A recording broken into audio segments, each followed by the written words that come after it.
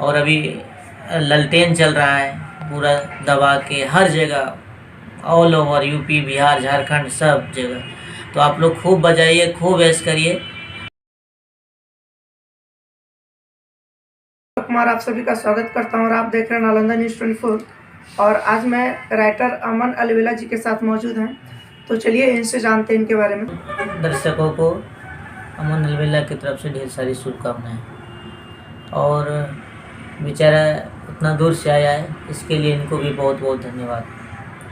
Thanks भैया। भैया हम ये जानना चाह रहे हैं कि आपका जो स्ट्रगल पीरियड, जो स्टार्टिंग का जो लाइफ रहा है इस फील्ड में आने से पहले, वो थोड़ा सा हमारे श्रोता को बताएं। स्ट्रगल तो सबके जीवन में होता है, जो भी कामयाब होता है बिना स्ट्रगल का होता नहीं है। सबने मेहनत किया है, मैं एक अलग से नहीं हूँ, और सबके जीवन में संघर्ष रहा है, मैंने भी किया है। बिना संघर्ष का तो कामयाब होता नहीं है इंसान। बहुत सारे कठिनाइयाँ आए अपने जीवन में, आते रहती है, उसी में झेलना है। मुझे जहाँ तक पता है कि आप एक सरकारी जॉब जो रेलवे का है वो भी आपने मतलब जॉब छोड़ करके इस फील्ड में काम कर रहे थे, तो मतलब क्या उस टाइम सोचे कि मतलब फिर आपको ये जॉब छोड़ना पड़ा? नहीं, मतलब शौक होता है सबका कि मुझे क्या करना है, क्या चुनना है, फिर उसी तरह से आप अपना लोग सोचता है। संगीत से जिसको लगाव है उसका मन कहीं लगेगा ही नहीं, ठीक ना। ये मैंने एक लगाव होता है इंसान का संगीत के प्रति कि नहीं मुझे ये करना है, चाहत होता है। नौकरी लोग करता है, कोई संगीत, कोई ये ध्यान में रखता है। आपका सबसे पहला एल्बम कौन सा था जिससे आपको मार्केट में पहचान मिला था? ये गाना था कपोलत की झरना, जो गुंजन भैया गाए थे, मगी सॉन्ग। ये गाना काफ़ी हिट हुआ था। तो इसके बाद, इसके पहले भी बहुत सारा एल्बम आया, छोटे छोटे सिंगर गाए, तो उन्हें उतना पहचान नहीं मिला जितना इस गाने के माध्यम से मिला।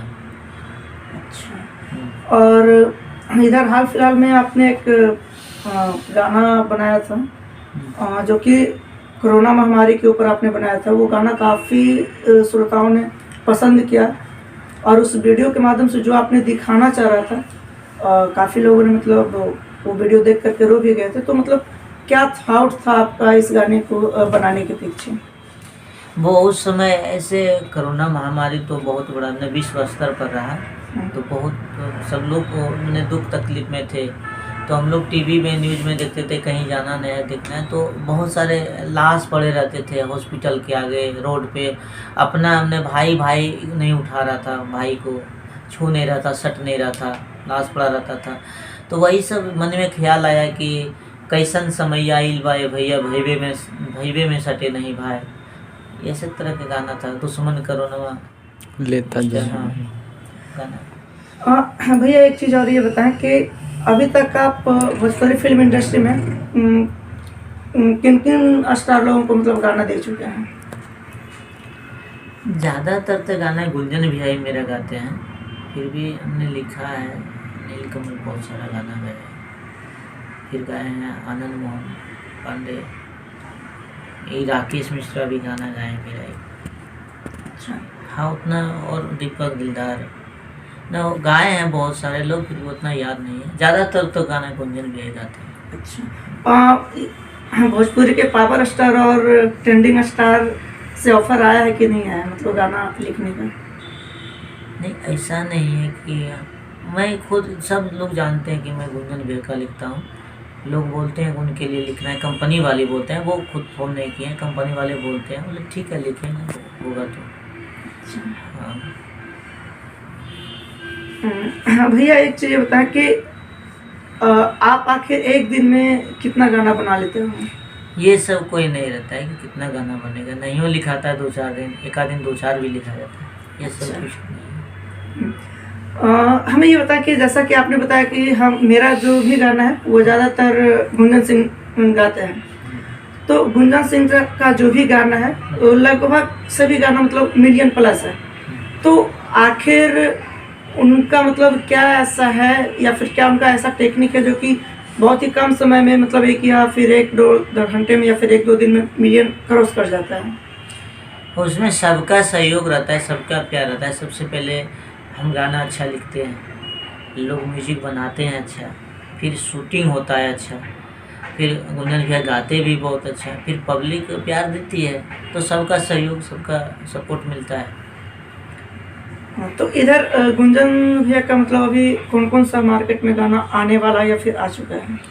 बहुत सारा गाना, उनका गाना तो हमेशा आते ही रहता है ना, रोजे गाना आते रहता है। आप देखेंगे एक चैनल पे इधर, कल उधर, कोई दूसरे चैनल पे, ऐसे करके आते रहते हैं। अच्छा, तो इधर हाल फिलहाल में कोई शूटिंग गुंजन भैया का?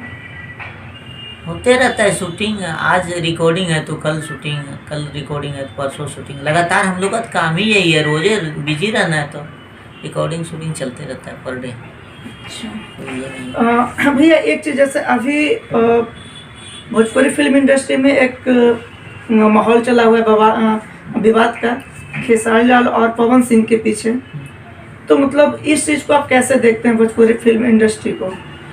नहीं, कोई विवाद नहीं, सब विवाद खत्म है, कोई ये नहीं है, सब आपस में ठीक हो जाता है, होता है थोड़ा बहुत, सब कोई बात। छोटे छोटे कलाकार जो अभी इस लाइन में आना चाह रहे हैं या फिर आए हुए हैं, तो आप मतलब उन कलाकारों को आप क्या करना चाहते हैं, और आपसे अगर वो कलाकार हेल्प लेना चाहते हैं तो कैसे लेंगे? छोटे छोटे कलाकार हैं, सब तो छोटे ही रहते हैं, हम भी एक दिन छोटे ही थे, तो मेहनत करना पड़ेगा, समय तो देना पड़ेगा, और उसमें अगर लगन होगा तो दुनिया का कोई ताकत नहीं उसको रोक लेगा। जो जज्बा जुनून के साथ अगर मेहनत करे, संघर्ष करे, तो वो कामयाब होगा, लेकिन धैर्य रखना होगा। और उन कलाकारों को आप कैसे हेल्प करेंगे अगर आपसे हेल्प लेना चाहें तो? हेल्प लेना चाहेंगे तो जहाँ तक होगा बताएंगे कि बाबू ऐसा करो, यहाँ से करो, अच्छे से म्यूजिक बनवाओ, गाना अच्छा लिखवाओ और वीडियो अच्छा करो, तभी ना। और क्या, सपोर्ट देंगे, एक दिशा देंगे, डायरेक्शन देंगे कि हाँ ऐसे करना है तो अच्छा बनेगा। एक चीज़ हम ये बताएं कि आप राइटर हैं और आप भी अच्छा खासा मुकाम हासिल किया है अभी, तो जो छोटे राइटर हैं जो आपको अपना आइडियल मानते हैं, तो उन राइटरों को आप क्या संदेश देना चाहते हैं कि वो किस टाइप का गाना लिखें और उनका लिखने का क्या होगा? देखिए, लिखने का अनुभव तो लिखते लिखते ही होगा, तो वो छोटे छोटे सिंगरों को ही पकड़े और वहाँ से लिखे, कुछ दिन तक लिखते रहेगा ना, तो खुद हमने ये हो जाता है दिमाग में कि नहीं, मुझे अब सुधार करना है, ऐसे लिखना है, ऐसे लिखना है। लिखते लिखते अभ्यास करते करते खुद अच्छा हो जाता है, निखार आ जाता है, समझे ना। अच्छा, तो जाते जाते हमारे श्रोता को आप क्या कहना चाहेंगे? बहुत बहुत धन्यवाद। आपके श्रोता, मेरे श्रोता सब तो एक ही है। मेरे जितने गाने आते हैं सबको आप लोगों ने बहुत प्यार दुलार दिया और सब गाने को हिट कराया, इसके लिए बहुत बहुत धन्यवाद।